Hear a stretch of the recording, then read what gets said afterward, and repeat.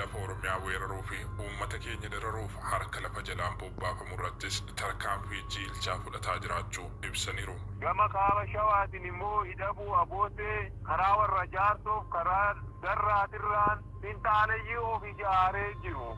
Of ijaaree uummata keenya saamaa jiru. Galgala ganama waraanni bilisummaa Oromoo yeroo ishiin dhuftee uummata Oromoo adabuuf qabeenya saamuuf ajjeesuudhaan dhufte deebishii laachafii jira. Kumaandoo ishiin qabna jettee ittiin dhaadattu darraa keessatti guyyaa tokko hafuura kuttee hawaasni darraa karaa gammada qatu kadhabe karaa gabaa deemmatee uummanni darraa nagaan akka galu adadiitti godhee biraa deebiira jechuudha. Karaa warra jaarsottis karaa hidhabuu abootattis karaa hedduurraan diina of ijaaree uummata Oromoo dhabamsiisuu deemu dura dhaabbatee tarkaanfiiwwan jajjabaa boonsaa fudhachaatti jira. Gama biraatiin karaa abuunaatiin dabara darbanii loon uummata Oromoo saamamu akka saamamneef humna isaatii waraanni bilisummaa Oromoo daangaa isaa kabachiifatee akka isaan dhufanii uummata keenya saniin dararre gochaatti jira. Garee finxaaleeyyii Amaaraa kanas kan hidhachiisee uummata keenya ittiin dararuuf bobbaasu mootummaadhumaa jedhu ajajaan kun qe'een Oromoo kabaja akka argatuu fi Oromoon biyya isaa irratti mirga abbaa biyyummaa akka qabaatuuf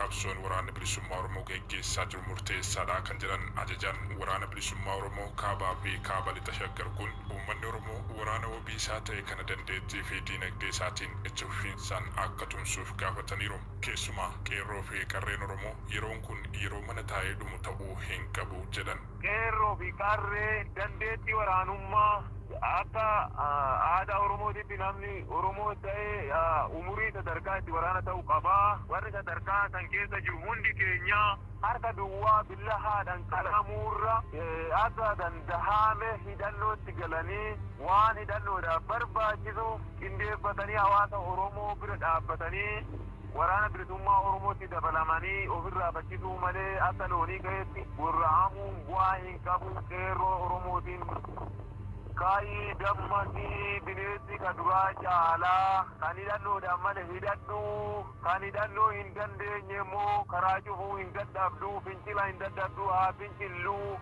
mana manatti tokko tokkoon wareegamuu fi saamamuun hiikaanuuf hin qabu. Waltaanee akka galaanaa irra yaa'uu qabnaa.